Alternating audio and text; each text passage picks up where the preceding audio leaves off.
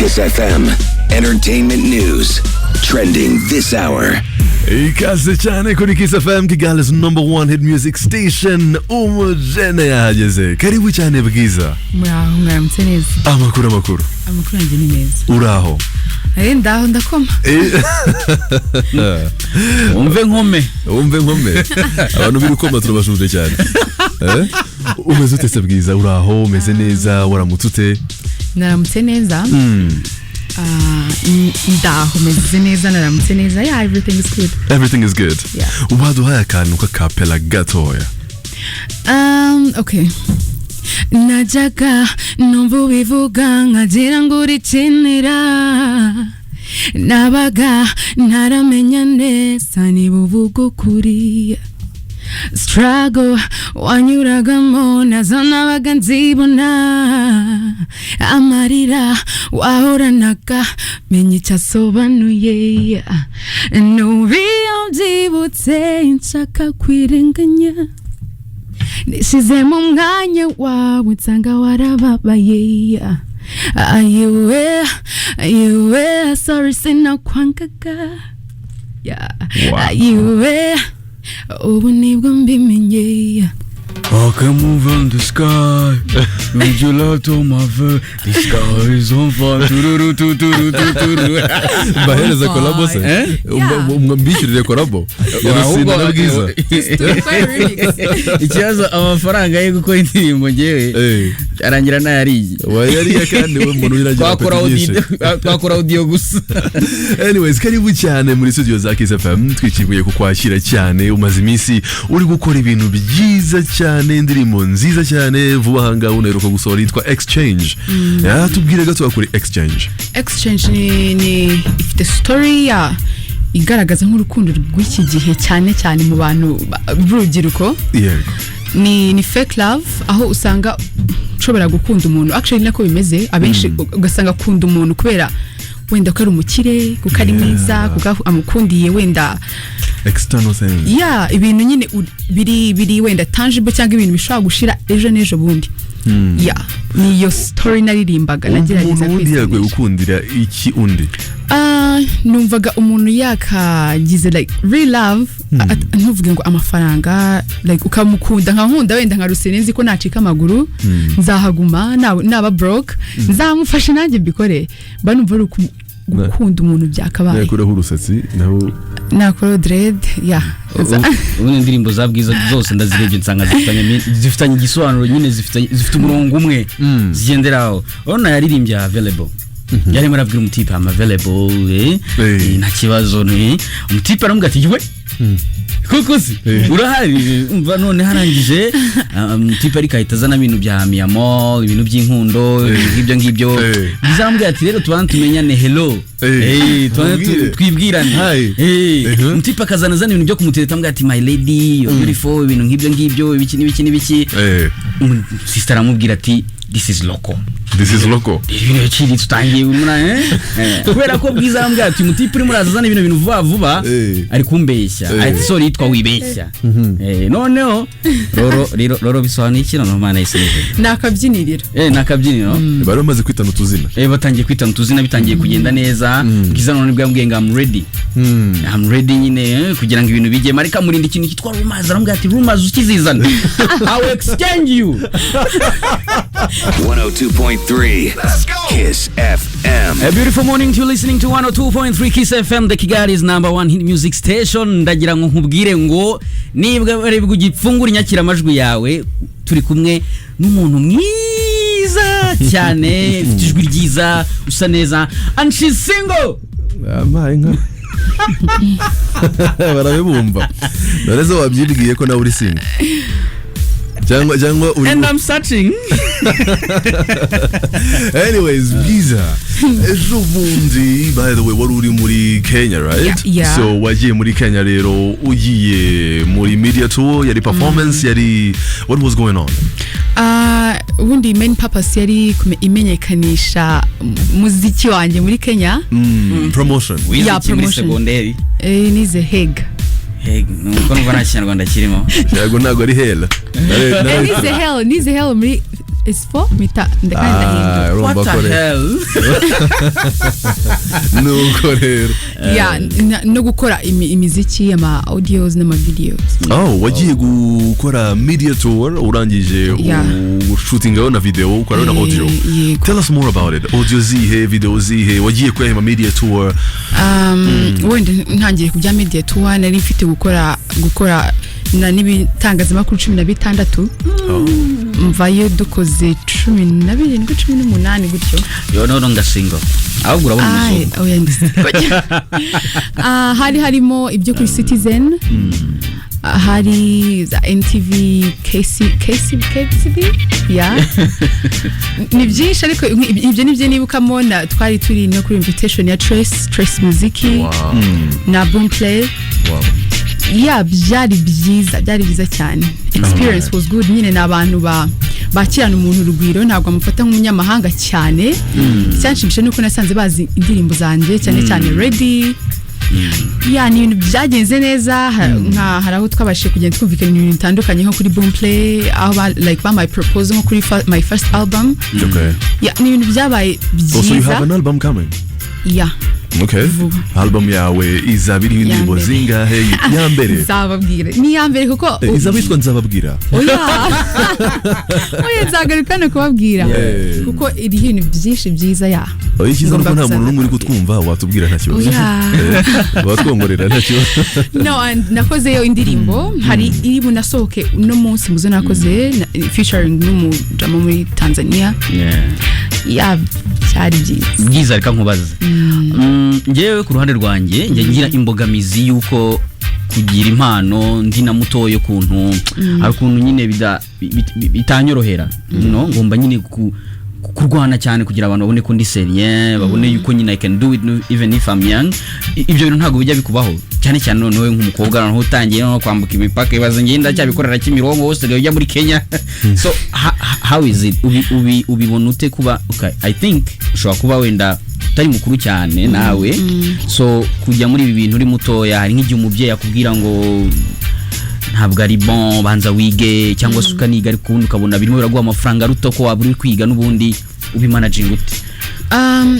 First of all kuririmba byari imwe mu mpano papa byari muri babita gute ikintu vuga ni inkura nzabiki inzozi zari zimwe mu nzozi papa wanjye yari afite kuzaba umusirikare akatwara umushoferi akaba n'umuririmbyi akanakubyara ubwo zari zambe and muri izo koresha 3 yageze kuri 2 hasigara imwe ariyo nge ndi gukora no munsi rero papa wanjye na mama wanjye ni kuko ni ibintu nabo bakunda cyane ibintu bitabagora as long as niga kuko ngeze mu mwaka wa nyuma kaminuza niga tourism and hospitality.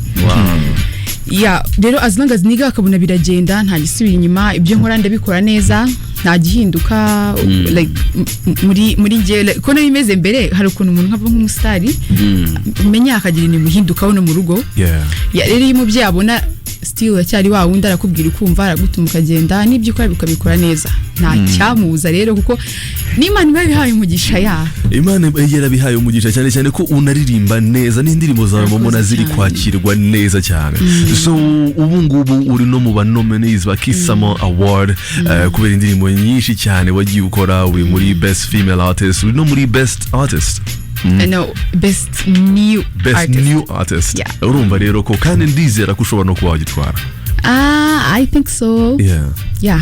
Kuko twese twarakoze cyane ariko burya iyo byagiye hariya mwerekeza amaso nyine kuri byo like kuko ibyo mwarakoze hari abantu baba barabikunze bagomba no kuguhesha ikintu runaka so ubwo mugoro rero kugira ngo utore Bwiza none ahangaha nuko wenda se niba ugiye muri Best New Artist ubwo urakanda akanyenyeri 559 akanyenyeri 60 urwego maze nurangiza code ya Bwiza muri Best Summer New Artist 12 niba ushaka umutora rero muri Best Summer Female Artist ubwo code ye ni 18 aho ngaho rero nta handi ushobora kuba wajya ku rubuga rwa inyarwanda.com maze uraza kwitubona handitse Kisama Award uhafungure maze uraza gukurikiza amabwiriza utore umukobwa wanyu Bwiza.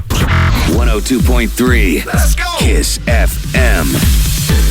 ikaze nanone kuri Kiss FM Kigali's #1 hit music station. Turi kumwe n'umukobwa rwose mwiza, the hitmaker wa Ready, hitmaker wa Exchange n'izindi nuko rero kutubwira kuri urugendo rwawe rwo muri Kenya. At this moment ibitangazamakuru byo hanze igihugu byatangiye kuguhamagara right now. What is your plan? Uratekereza kuba wifuza gutangira gukora na collabos n'abahanzi bo hanze cyangwa uracyavuga uti ndashaka kubanza gufata mu Rwanda? Njye mba numva byose byagendera rimwe ko kuri iki gihe ntago ibintu bikigoranye nka mbere aho wasangaga ubu nyine hari technology ishobora gufana ikintu mu Rwanda kikaguma mu Rwanda kandi kikanagenda n'andi hose. Ahubwo icyo nkora ni ugukora imiziki nabo bisangamo wenda na rimwe na rimwe nkajya nkorana na collab n'abahanzi Hari upanga? Hari nyinshi niko zitarasohoka actually. Guhera uyu munsi hari zigiye kugeza zisohoka, nagiye nkorera harimo Uganda, Kenya na Tanzania. Yeah. So uyu munsi harasohoka indirimbo ya Bwiza yitwa Amani nk'amahoro. Ntabwo nzi neza niba ari byashatse. Oya, like sinzi ijambo numvishe bari babivugaho. Rikomoka muri Tanzania. Okay. Yeah. Diamond. No. Ni Diamond mutoya. Wanda muzubwira nta kibazo. Isoko uyu munsi se? Irasoko uyu munsi rwose murahita mibona saa 11 zuzuye. N'indirimbo yawe nande? N'umujamatu. Okay. Alright, no problem. So ubu ngubu collabo zawe zatangiye gusohoka, zizagenda zisohoka zite? Zizasohoka ubu ngubu nyuma yo kwezi zasohoka indi se? Yeah. Nuko zizagenda zisohoka ariko hagati azajyacamo indirimbo yanjye. Okay. Yeah. Ariko mbere yuko uno mwaka urangira ni bitangaza. Ayo makuru uzayatanga ku bafana bawe gute? Uzayacisha kuri social media zawe? Yeah. Nzacisha of course ku ma social media yanjye ni kuri Instagram na Twitter ni Bwiza Official. Kuri Facebook na amazina yanjye sanzwe ni Bwiza Emerance. Ya Emerance français. Hagati aho ngaho hari ikintu nakomeje kwibaza. Dore ndi mu bahanzi babiri baririmba nyine mwese muri abahanzi, nanjye ako nari ndaririmba by the way, nuko nyine ndirimba urwo mbonye. Niwe nayo nkananyuzamo hanacurangira abahetsi. Nandi kwibaza bimera gute nyine okay, ndimo ndabyishyiraho jewe ku ruhande rwanjye byarangoye kugira ngo wenda mure nasa n'abandi bakomedi ba Clapton basanga rimwe murahuye arifunze gutya ngo petit meza you know ujira kumukora abantu nk'abandi n'abandi bakuru bacu wenda mu muziki hari aho bigeze kukugora wowe wenda tufata urugero wenda Mico mwarakoranye aramugabo bandi nabo mwarakoranye nabonye na Kevin Ska, Chris Easy, social media. Yego. Cyangwa se nabo wenda uapproachinze kugeza ubu ngubu bari bakaba bashobora kuba bakugora kubera yuko nyine bumva ko sinzi wenda nabyita amahirwe. Ariko nta muntu ndakora approach ngabyange cyane ko ngira wish nkayibwira team yanjye bo bakajya kumubwira.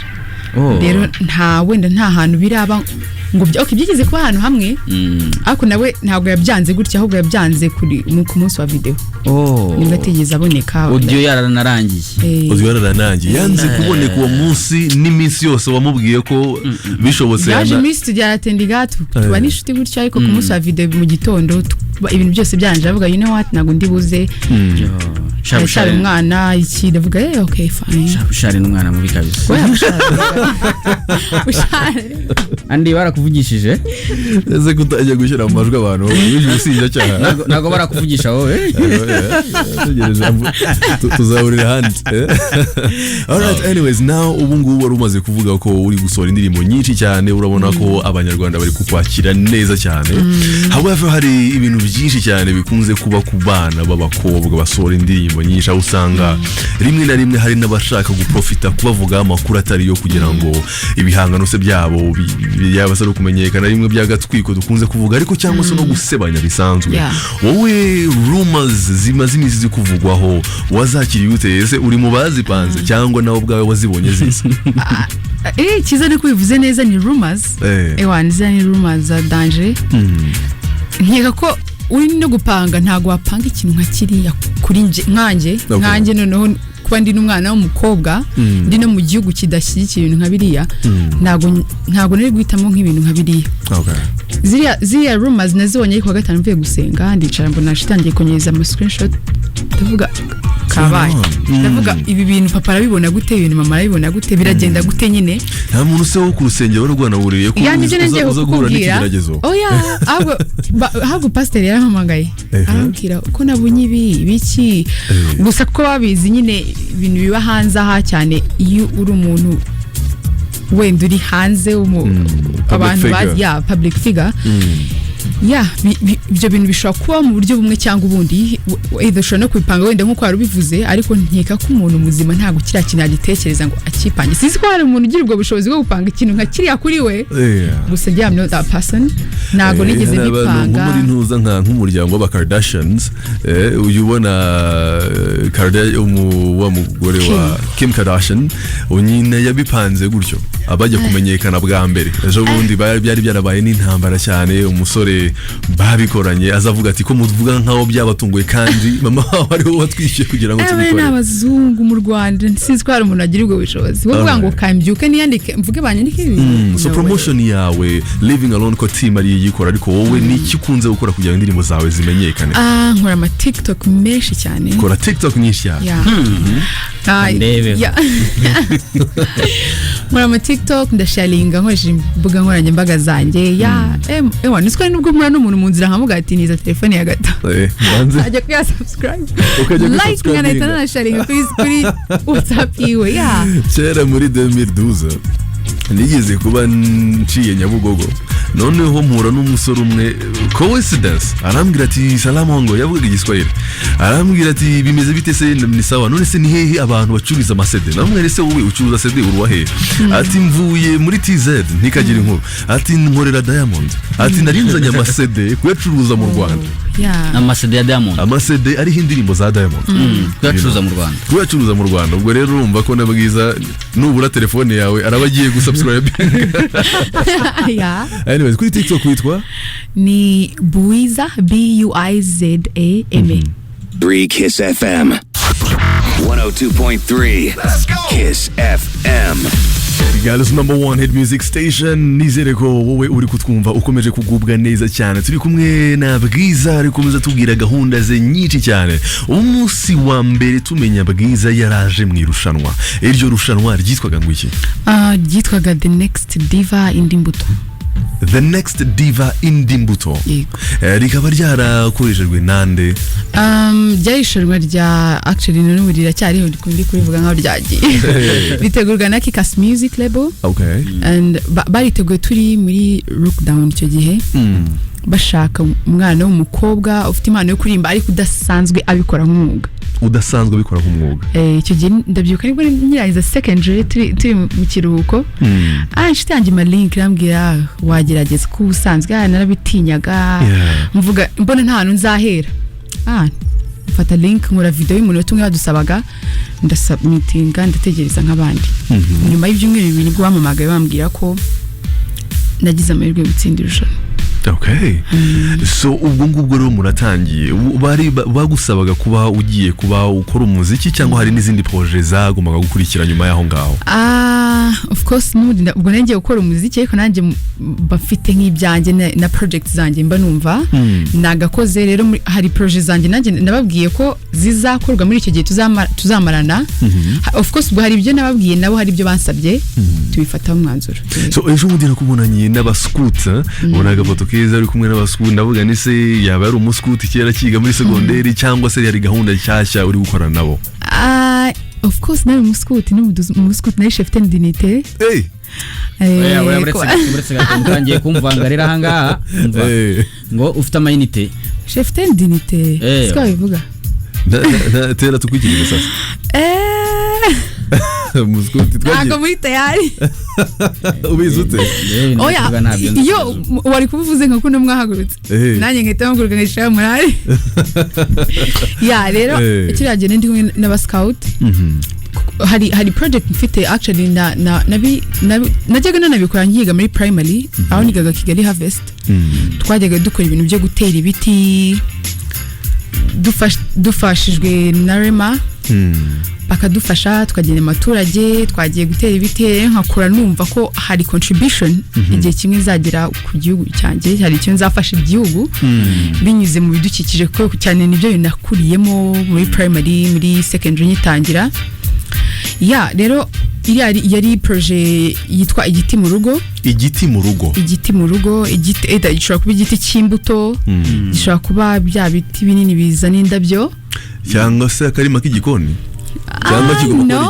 kigomba kuba ari igiti noneho nkivovingamo urubyiruko rukagira uruhare mu gutera ibiti mu bidukikije kuko ibidukikije of course biradufasha mu bintu byinshi cyane nk'ibiti biduha umwuka biduha izo mbuto turya biduha wenda izo ndabyo nziza bicaga inkoni zo kudukubita binatanga inkoni zo gukebura abantu rero igiti mu rugo ni project yanjye nakuze numva nimbona amahirwe cyangwa inzira yo kwinyuzamo nzayikora kuko ndabizi ko yagira uruhare runini ku gihugu cyanjye n'isi muri rusange kuko slogan y'aba scout ivuga ngo gusiga isi ari nziza kurusha uko twayisanze rero nanjye ndi tayari gutuma isi iba nziza kurusha uko nayisanze ubishije mu kubungabunga ibidukikije cyangwa niyo project gusa cyangwa hari n'izindi niyo project ariko irimo ibintu byinshi bitandukanye mu minsi iza tuzayilonshinga ku mugaragaro tuyisobanurira abantu igihe ifitemo utuntu twinshi tugiye dutandukanye ariko main purpose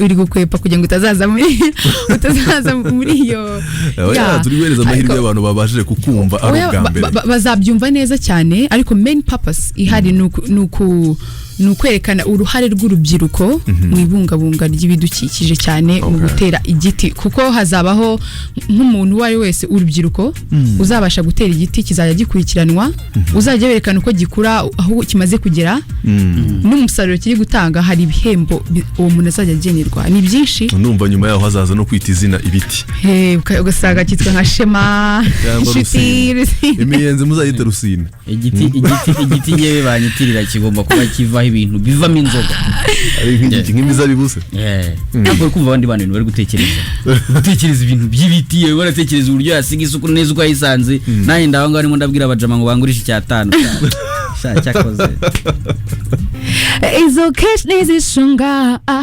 unifesi kayunga urukundo rwacu ntiruzaba rushise izo kesh nizishunga unifesi kayunga what are we gonna do respond me now 102.3 Kiss FM Breakfast with the Stars. Are you ready? Yes, we are ready. Urachari kumva Kiss FM, Kigali's #1 hit music station. Turachari kumwe na Bwiza. Yatubwiye kuri gahunda nyinshi cyane, yatubwiye ku ndirimbo ye nshyashya yitwa Exchange. Yatubwiye kuri Bwiza, yatubwiye ko yageze mu irushanwa rya The Next Diva. None ubu ngubu ukomeje indirimbo zawe. By the way, watubwiye ko unafite album nshyashya. Ifite izina? Nzayogira kurisha ibintu byose na hazaza bo bagume bari tuned in buriya bazaribona. Alright, hanyuma rero ubu ngubu mbere yuko tugusezerera nshaka kubwira gatoya abanyarwanda niba hari any wish you have ku bafana bawe cyangwa se ntashyo ushaka kubahereza mbere yuko tukurekura ukitahira. Ikintu cya mbere nshaka kubabwira nuko mbakunda. Ikindi ni ukubabwira ko ufite indirimbo yanjye nshyashya yitwa Exchange kuri YouTube channel yanjye ni Bwiza bagenda kwireba bagasubscribing bagasharinga n'inshuti zabo and nuko basaba kunura muri Kisama Award. Alright, baragutora gute muri Kisama Award? Ndi muri categories ebyiri, best new artist na best female artist.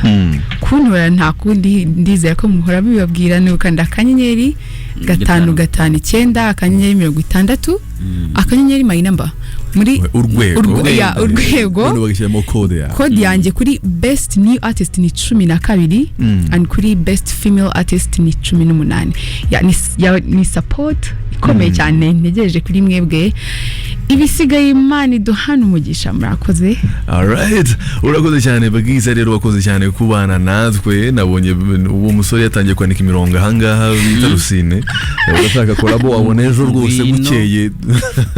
Bino bintu nanditse n'ibyo buriya ngwino hogoza unijyame mu gituza nibyo banzu kizane wabone kuryama njyame ku mabere no kunda. Anyways, Bwiza urakoze cyane rero. I hope ko tuzakomeza kukubona. By the way, uri gupanga concert yanjye next year kuko ubushize hari homecoming covid irabyica twari dufite show tuzakorera iwacu Bugesera. Mu rugo ni mu Bugesera niho dutuye n'amatiketi agiye kugurishwa.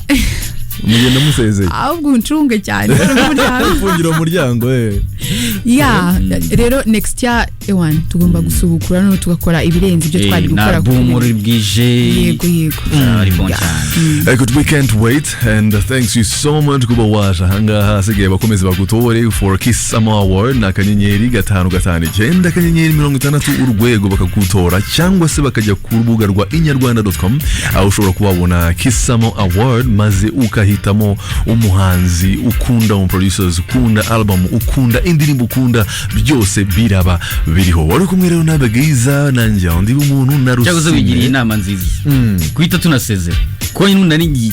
Wari ugiye nari muherekeje nari ngiye kandi nubwo nari no kugaruka. Ese ko numva bava mu Bugesera ari benshi cyane hano.